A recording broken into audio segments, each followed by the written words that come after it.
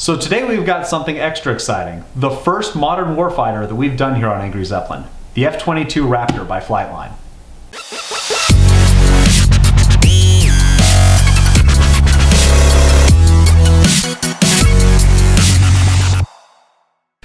Alright, so here we have it. The F-22 Raptor. Look at this box. This is gorgeous. All these graphics. Alright, so we've seen it before. Our box really does kind of give a great first impression. Sometimes not so much, but this one I've got high hopes for. Now what we've got here is we've got the standard variant, which brings us in at a low $109, which for an EDF jet is a pretty good price point. I know that FMS does their series about the same size, and those run about 150. So I'm excited to see how this, how this plane turns out and how it performs. Let's go ahead and get into this box and see what she ends up looking like.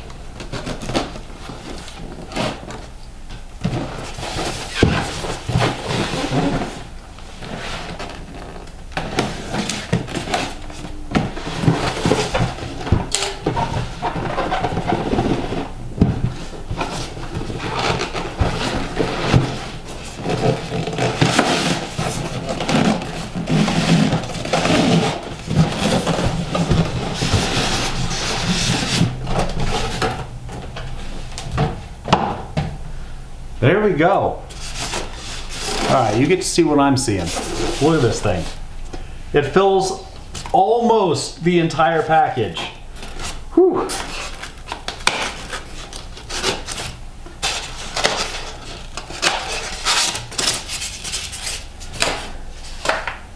So oftentimes I like to save the fuselage for last, but I don't think that's going to work with this plane.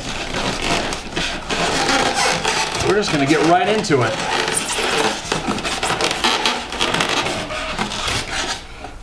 Oh, look at that. Look at that. We got our manual.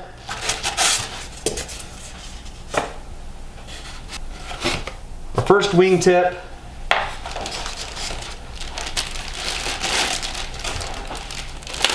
Looks like some rudders, possibly elevators. Oh no, those are definitely vertical stabilizers.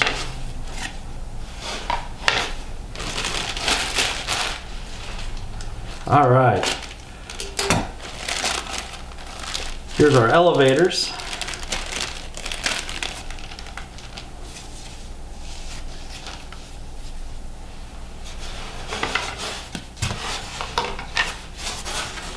And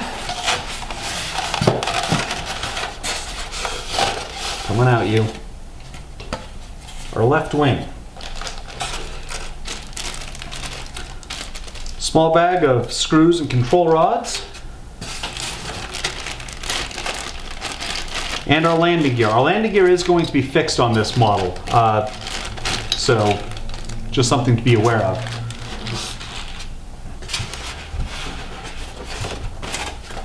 All right, nice and clean. That is one of the things I appreciate with the Flightline guys, is they go out of their way to make sure that your model is packaged well.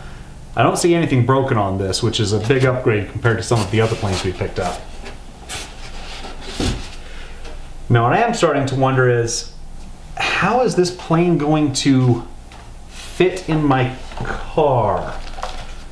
Because I drive a small car most of the time, so yeah. On the plus side, it looks like these wings are actually removable, which will save us a bit of space. I'm looking forward to seeing this thing. Let's take a peek inside this cockpit here, battery hatch rather, before we get too far into the build process. We've got our XT60 connector, always an advantage there. All of our servo leads all tucked together in one place. We've got a steerable nose wheel. All right. Well, this is exciting. Let's go ahead and get this thing put together, and then we'll go over anything that we found and, yeah, the specifications on the plane itself.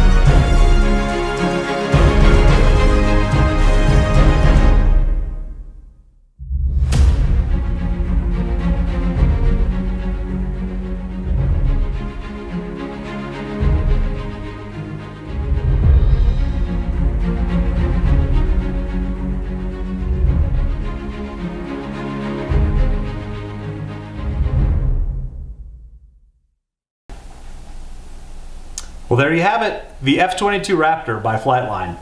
Now, this has a 64mm EDF. Let's run that up and see how she sounds.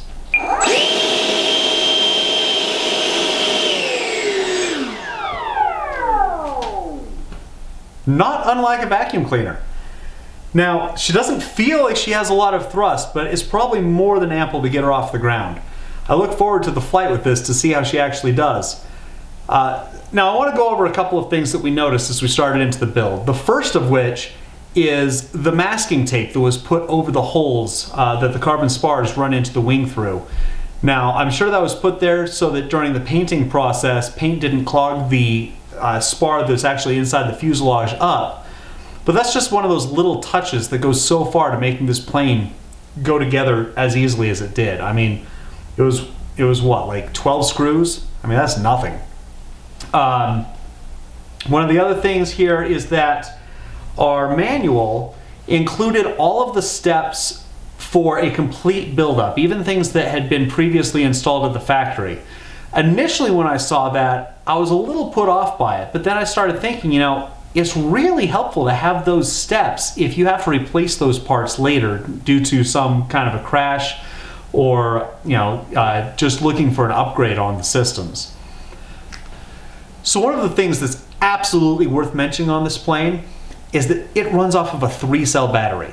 That Messerschmitt that we did earlier, the ME262, that's using a 6-cell battery. Those batteries are running $120 each. A good 3-cell battery, I've gotten those off of Hobby King on sale for $8 plus shipping. But if you get enough of them, shipping's free. Now, EDFs, they eat batteries for lunch. I'm curious as to how long of a flight I'm going to actually get on this plane, but on a 3-cell battery, I mean, even getting that from my local store, it's only $20 for a 2200 milliamp hour. This plane will hold that. I mean, I have it in there right now.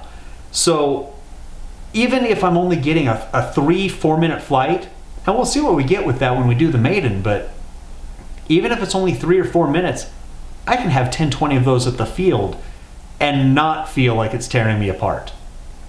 Now, just to keep your expectations from getting too high, remember this is only $109. So a couple of things that we noticed just in the details on here. We do have some warts and some pretty sharp edges where the mold lines for the foam came together. The graphics themselves, they're pretty small and nondescript. And our cockpit is a little lacking in detail. A couple of small stickers would have gone really far towards making those stand out better. We don't have shocks on the gear, and of course the gear doesn't retract. But again, it's $109, so these aren't features that we would really expect to see, with the exception of the stickers inside the cockpit. I do feel like that's a bit of a missed opportunity on Motion's part. So it is worth mentioning that while this is advertised as a 4-channel plane, and it does have 4 channels if you look at this cute little nose gear turning, there's no rudder, so in flight it's really only a 3-channel plane. I don't think that's going to break anything. I mean, I have a bad tendency of not using the rudder like I should, but there are those that may be disappointed by it. Another nice feature, if you get right down in here, we've got this nice cooling vent for our ESC. Now, I know EDFs tend to draw a lot of power, so that's going to warm up. This vent may be crucial to keeping that from overheating. So, overall, I'm impressed with this plane. I mean, it's larger than I expected. It's a good-looking little bird. There is one little point that I want to point out over here. The foam hinge has actually started to separate. Now, fortunately for us, she came pre-installed with mechanical hinges, which we really appreciate. We've had foam hinges die on us mid-flight, even on maiden flights before, and that's always disheartening. But this I don't feel like we have to worry about that at all. The elevators are also a pretty interesting setup. We've got these plastic pins that the elevator's control surfaces actually slide onto, with a little screw that just holds those on such that the entire plane is able to actuate. That gives us just some enormous throws on those things. We will take some time before we go up and actually dial those in with a throw gauge just to make sure that we're not putting too much control on this plane. We don't want to be crashing due to overcorrecting. All right, well, overall, looking over this plane, I'm impressed. For the value of this plane, especially comparing it to some of the planes that we've looked at recently, the SR-22 comes to mind just right off the top of my head. I look at this, $50 less in price. It's a beautiful plane. I mean, I'm really looking forward to seeing this thing in the air. 64mm EDF, 27-inch wingspan. It's going to be exciting. I can highly recommend this plane from what I'm seeing so far. If you're interested in an EDF, I think this would be a great place to start out just because it is such a low price point. If you crash, if you wreck it, it's not going to break the bank. Well, we're going to get this out, get the maiden flight done. Thank you for joining us, and keep flying.